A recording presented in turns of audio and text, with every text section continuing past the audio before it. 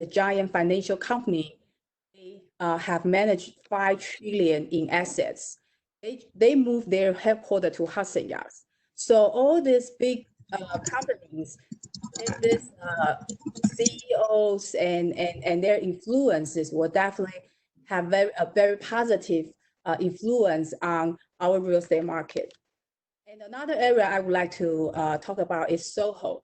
We all know Soho is one of the most prime locations in downtown. And they have so many exciting things, restaurants, shoppings, and a better thing is gonna happen because we are going to have Google and Disney.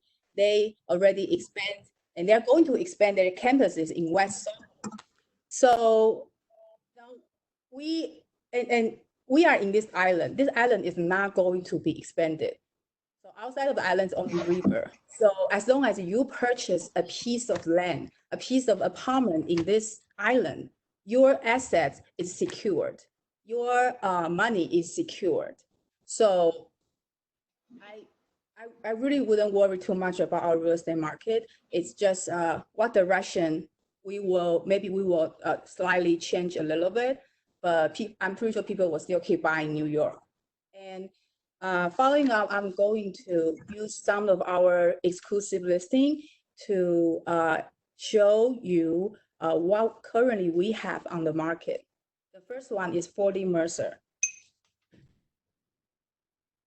40 Mercer, I don't know if you know this building, is one of the most desirable buildings in Soho, in downtown, or in Manhattan, I would say, because as through the facade of the building is very modern and very different from all other buildings in Soho. It's designed by a French architect, Jean Nouvel, and New York hotelier, Andre Balazs. So it's a combination of their talents. 40 Mercer is also the combination of New York, real estate assets and art. It's very rare to find such a building in Soho because you can see Soho is very famous for its cast iron architecture. So not all these cast iron, they all very classic and beautiful, but they all have relatively smaller windows. 40 Mercer has all oversized windows. You can see on the right picture through the living room, one window in 40 Mercer is bigger than the 3 small windows over across the street. So the living experience and the sunlight you are going to enjoy will be very different. And 40 Mercer Resident 24 is also unique because we are the highest one-bedroom, highest floor one-bedroom in the building. It's located at sixth floor. So if we go to the next page, we can see it's the interior, and it's because it's at the highest floor. So above sixth floor, they are all 2-bedroom or 3-bedroom. That starting price are 7 million and above. And because we're a 1-bedroom, so our asking price is only 3.5 million. We are also asking for rent for 12,500 per month, and the size is 1,222 square feet. So if we're under this COVID-19 situation, everybody's staying at home. It's pretty nice to stay at a 1-bedroom that has 1,200 square footage. Because it's very spacious, and you also have 12 feet ceiling height. You have a one home office. So this is a very good choice for you to consider to rent or buy. And the second one is 11 Beach. 11 Beach is a new development. It's almost sold out. It's located in Tribeca. We have one last townhouse available. It's THA. The asking is 9.95 million, which is already reduced from 12 million. It's a very good deal, and it's a townhouse. I personally think actually townhouse will have a very bright future after all this COVID-19 because townhouse give people security and space. Security and space will be the two main factors for buyer to looking for property in the future because of this COVID-19 situation. So this 11 Beach, the townhouse, you can see it's everything is belong to you and your loved ones only. And It also has a private swimming pool and private steam room spa for you and your loved one only. It's so before we think it's a luxury. Right now, it's not only luxury, it's also safe. So this will definitely grow a lot of buyers' attention, and they're interested. Plus, it's already reduced from 12 million to 9.9 million, and the sponsor is very willing to sell. They're also offering to help you pay half of your real estate tax for the first 5 years. So if you or your friend are interested, please contact me and Dean. We will give you more details about it. The third one is 111 57th Street.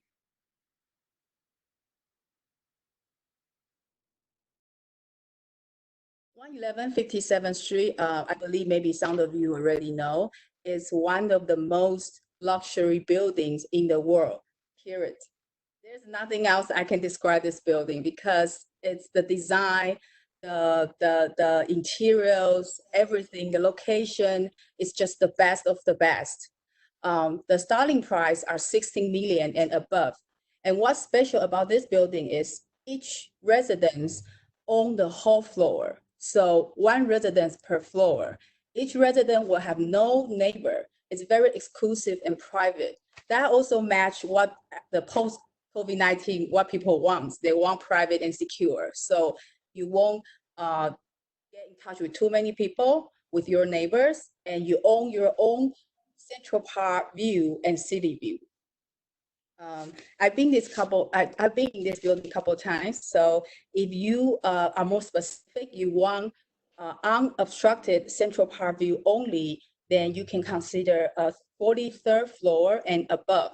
Above 43rd floor, it will have absolutely no blocked view to Central Park. A lot of building in 57th Street, if you want unobstructed Central Park view, you have to go to 50-something floor and even higher. So 111 57th Street, because of its location and how it's designed, above 43rd floor, you have awesome view. And the starting price from 43rd floor and above are 28 million and above. So after these three listings, we can see there are still have a lot of options we can consider on the current market, and there are a lot of opportunities because right now the real estate market are kind of stopped because people are not really able, and they don't want to go out and see property, or owner doesn't want people to come to their properties. But still, there are still some deals going on, and there's still way to do deals virtually. So we can, for example, if you are interested and you are prepared to buy, which I think is very wise to doing now, because we're all bored at home. We can do some study, and it's perfect timing to buy. You can get really good deal. Last 2 weeks, the luxury real estate market had 4 deals in contract. Normally, in 2 weeks, we have 40 deals. So what does that mean? Yeah, first, of course, the market is kind of paused. Everybody's scared, but also crisis also means opportunity. You can be the fifth person, the fifth buyer to sign the deal and get whatever you want. So that would be my suggestion. And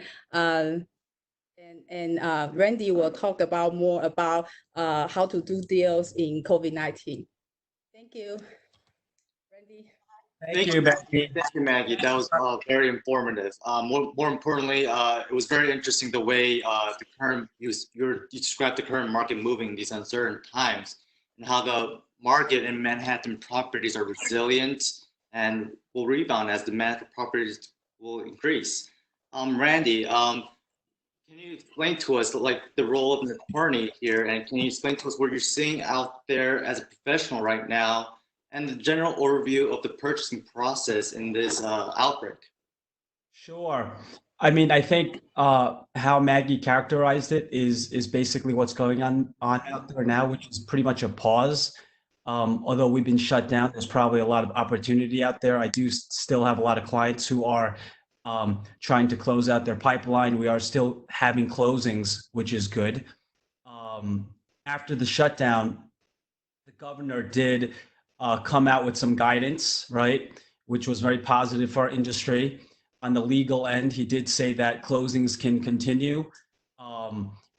Realtors can show appraisals, that appraisals can continue to happen. So I think he really emphasized that the real estate industry in New York State is an industry that is not only essential, but also really part of the fabric of our economy. And I think it's very important that we get back on our feet. And I do think it's going to be a pause.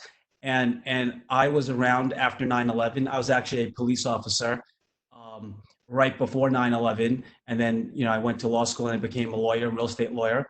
But I think, yes, to add on top of what Maggie has already said, I think there's a very resilient market. There could be some buying opportunities there. And I think that's why it's important for you guys to, keep in touch with Maggie and her team. And I think this is a great way to do so. Back to the legal, what am I seeing out there? Well, I think most attorneys are basically just closing out our pipelines, right? We've had people in contract, we've had closing schedules scheduled, so we need to finish up all of our open files. Are there a lot of people? Am I getting a lot of new contracts now? Obviously, I'm down, but I do still see a lot of interest out there. I'm still getting a lot of phone calls. So I still think people, especially after the governor recently stated that realtors can show apartments again, I think you'll see some more activity. So I'm not too worried about, the market bouncing back. I do think there'll be changes in our industry. I mean, I also speak Mandarin. I'm fluent in Mandarin. So I do have my share of international clients. And in terms of the international clients, they were always doing this so-called virtual signing and closing done remotely, wiring money, power of attorneys, and things like that. A lot of my local clients still attend closing personally, etc. But I think this might be a catalyst for change in our industry, because New York State real estate is still kind of an old-fashioned process. You have 5 attorneys in the room at your closing, and it's a 2-hour event. And a lot of my younger clients, millennials and hardworking young professionals, they just don't have too much time for it. So I've already seen some trending to where my clients don't really want to go to their closing. They want to do a virtual closing. And I think with the shutdown, now that we have no choice, attorneys like myself, we are refining and we're getting more efficient at remote closings, virtual closings. And I think even after the shutdown is lifted, after we recover, I think you'll see a trend towards more remote everything. And I think it makes it more efficient. And I think it's great for even some of the clients who have very busy schedules. So I think that's probably a change that we're going to see. And I think it's a positive one. I think that's good. And in terms of what an attorney does in the process, I don't think that will ever change. Basically, 2 main things, right? After you get a deal, basically you have a meeting of the minds and a deal sheet put together between the brokers and the seller or the buyer. It's really the attorney's job to put together a contract and explain to you how all of those major components and terms work, right? Close date, mortgage contingency, what to expect physically out of the apartment. Is it as is, or is everything in working condition? Are you taking subject to tenants? Is it going to be delivered vacant, etc.? So we explain the contract. And then another very important part that we do, especially my law firm, is we do a lot of due diligence for our clients, right? We want to make sure that if they're buying a condo or a co-op, that the financial health of the building is good. We want to make sure that there's no pending litigation. We want to make sure that really there's no red flags. So it's the legal review of the contract, and also helping the client through their due diligence. And I think a lot of the work happens right in the beginning. And then during the middle portion of the transaction, your client is working with their mortgage broker if they have financing. And then we kind of jump back in at the end to coordinate closing and attend the closing and close the deal, right? It's always a happy day. And I think that's the basic process. I don't think that will change too much. Yeah, I don't know if your audience, if any of them are close to making offers or in the process, you know, they can take this opportunity to ask me some specific questions that they might have as well. They can feel free to do so. Or if you have any questions, Maggie or Denny. Randy is normally very, very busy. So today we are so thankful Randy can spend time with us and talk about Too busy today. yeah. Yeah, but yeah, Randy is very a professional and experienced a real estate attorney. So if you have any question, welcome to unmute yourself. You can ask question to Randy, to me, or to Dean. And I actually have a question to Randy. Is because I right now I'm very interested in townhouse market. So I think this townhouse will have big possibilities. And what's the difference between townhouse purchase and like condo and co-op purchase for like legal? Is there anything we need to be aware of, or is it more difficult or easier compared to buying a townhouse? Well, I think the main difference is what you're actually buying, right? So if you're buying a co-op, you're buying shares in a cooperative, and you are also signing a proprietary lease. So co-op ownership is inherently different than owning a townhouse or a condo. A condo and townhouse are both considered real property under New York state law. So you will get a deed and you'll get title to the property. Where the differences are going to lie is a condo and a co-op, you still have a board, right? A board of managers or a cooperative board. So that means there's rules. That means if you want to perform renovations, you need to submit a alteration application. You pay common charges, etc. In terms of a townhouse, it's basically like buying a house. Just like if you bought a house in Long Island, it's real property. There's no management layer. So I think it's actually very attractive to most people. I mean, it's all about price point, right? At the end of the day, typically a condo co-op's going to be less expensive than a condo, and a condo is going to be less expensive than a townhouse. So really the main differences between the three are price point and also legally, what are you owning? Other than that, the deals have their own unique nuances that we explain to our clients, and a townhouse is no more complex or simpler than any other transaction. So I think if the market moves towards a townhouse, if more people are interested in townhouses and they can afford it, I think it's a good choice, and it's not any more complicated than buying a condo. Yes, thank you. Yeah, I think yes, townhouse, the entry level of purchasing a townhouse in Manhattan will be that Randy make a point, it's going to be about 5 million and above. So because you're buying a building in Manhattan, so the starting price will be higher. If you are buying a condo or a co-op, of course the price will be a lot lower. If you are buying a, let's say, one bedroom condo, and if you don't care, it's a new development. If it's a resale, it's fine.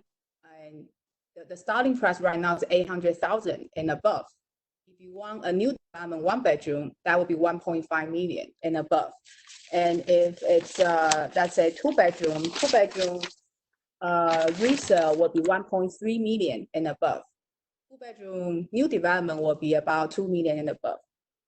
Three bedroom resale will be what did I say before? Three bedroom resale will be about 2 million and above, and the three bedroom new development will be 4 million and above. So I know I just spoke a lot of numbers. So if you want to get to know more details about a specific budget and what type of property, you are welcome to text me or any way to reach out to me. I'm very happy to share. But townhouse, yes, it has to be at least 5 million. Of course, you can still get some building in Manhattan under 5 million, but the location might not be as prime as what you want. and also you got to do a lot of renovation. However, to determine you are buying expensive or not, actually, what we do is we calculate as per square footage price. So if you purchase a 3 bedroom, 5 million, a condo, and versus you are buying a townhouse, the whole building, 5 million. If you divide it by the whole square footage, maybe you are buying townhouse is cheaper because the per square footage price will be lower than the luxury condo. You just have to do a lot of maybe some renovation, and you might need to hire a super, and you won't have amenity, the luxury amenity, but you will have your own space and security. So that will be another way to think about either purchase townhouse or a condo. Yeah. So Dean, do you have some question for Randy, or do we have other friends want to ask question? Yeah, I got a question for Randy. I remember you were talking about one of the listings that Maggie was that presented today, 111 West 57th Street, and you're saying how the developers are delayed and they're outside dates now. Do you think you can explain the legal term of outside dates for myself and as well as all the viewers out here and what that really entails and how that it works into the buyer's advantage in this current time right now? Sure, I think that's a very relevant question. The concept of outside date applies to when you're purchasing a new construction condo. Because some people, when they're buying a construction condo, depending on when they're signing the contract, the building could be either just a foundation, or it can be half built, or it can be fully built and they just don't have the temporary certificate of occupancy yet, right? So as when we represent buyers in new construction, and we represent a lot of new construction buyers, what we usually negotiate is an outside date for closing or a drop dead date for closing. What that means is it's a date in which your buyer is allowed to cancel in the event that the sponsor experiences some kind of unforeseen delay or some unreasonable delay. Okay, so that's pre-negotiated when you sign a contract. Very important. Free tip here, even if you don't contact me to be your lawyer. If you were ever to buy a new construction condo, you definitely want your lawyer to negotiate. Make sure they contact you. Thank you, thank you. And I'll provide you with my email and stuff at the end of the webinar. But you would definitely negotiate an outside date or drop dead date. And what that allows you to do is what if the sponsor has experienced some kind of delay? They told you they were going to close a year and a half from now, which could be average for new construction, and a year and a half passes and they're not ready to close, right? Would you want to be able to cancel? If you don't have a drop dead date in your contract, you would not be able to cancel. You're subject to the sponsor's delays. So that outside date for closing is very important in any situation. Now, how it relates to what's currently going on in the market is construction has stopped, right? Social distancing. People need to adhere to these rules. I think just to add on to what both Dean and Maggie said earlier, I do think it's very important for everyone to self-quarantine. I mean, personally, I think a lot of people probably have it, are just asymptomatic. And the closings that I did go to this week and last week, I actually go with kind of like a full-on gas mask. And sometimes my clients are a little bit shocked, but what I say to them is, I want to be overly protective, because I actually don't think I would get sick to the point where I have to go to the hospital. I'm relatively healthy, but we pass it to other people who then may be in contact with seniors and other people who are more vulnerable. If you look at it in that way, every time we go out and we don't wear protection, you're really putting somebody else in jeopardy, not ourselves, right? Because we're pretty much young, healthy, etc. But someone who's not as fortunate as us will get sick. I think really flattening the curve and all of that. I think you're starting to hear that narrative now. I think it's important to make sure that we still are all self-quarantining each other. So back to the closings, drop dead dates. Basically, it gives you an opportunity to cancel. So what I see out there in the market that might be happening, and in that building that you were talking about in particular, if you just Google it, it might be the building. I just don't want to say it's that building if I'm not sure, but it's happening in other buildings. People are coming upon their drop dead dates because the sponsor had to temporarily suspend construction. County clerk's offices are closed. Department of Buildings is closed, so they can't get the paperwork. So if this shutdown extends any further, you will have some buildings where buyers will be able to cancel because of those drop dead dates. And it's a good time for those clients to either renegotiate. That's what I've done for my clients in the past. Whenever drop dead date passes, we always will renegotiate price and renegotiate some terms, including a new drop dead date. But some of these apartments go back on the market. So I think Maggie will tell you, or she can expand on this. She's probably more in tune to the market itself than me and the trends. But some buildings where you thought you wanted to buy in, but they were sold out, or they didn't have the units that you were looking for, you might see in the next 3 to 6 months some more inventory in those particular buildings going back in the market. So, like I always say, I always try to be a positive person, and there's always something good out of even a bad situation, right? And I think we're a very resilient market. So I think there's some opportunity there as well for clients. Yeah, thank you. Thank you so much, Maggie. That was very insightful. Yes. So yeah, closing day is very important for new development. So we need a professional lawyer like Randy to protect us to, make sure we can at least have some protection for the closing day. So do we have any other friends who want to ask question to me, Randy, or Dean?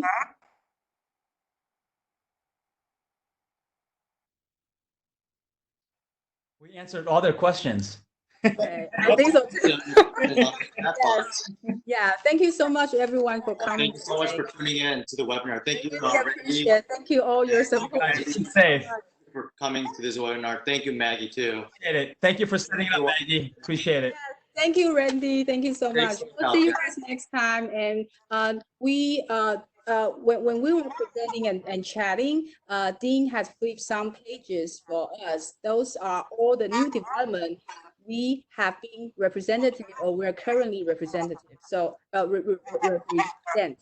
So if you are interested, please let us know. The price range starting from 1 million to 111.5756 million. So I'm pretty sure our team's exclusive cover all price ranges in the city.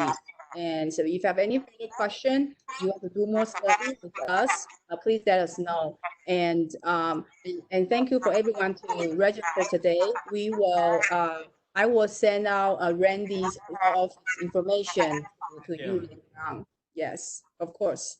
Thank you. Thank you so much, Randy. Thank you. Take care, everyone. Thank you so much, everyone. Take care. Bye-bye. Bye.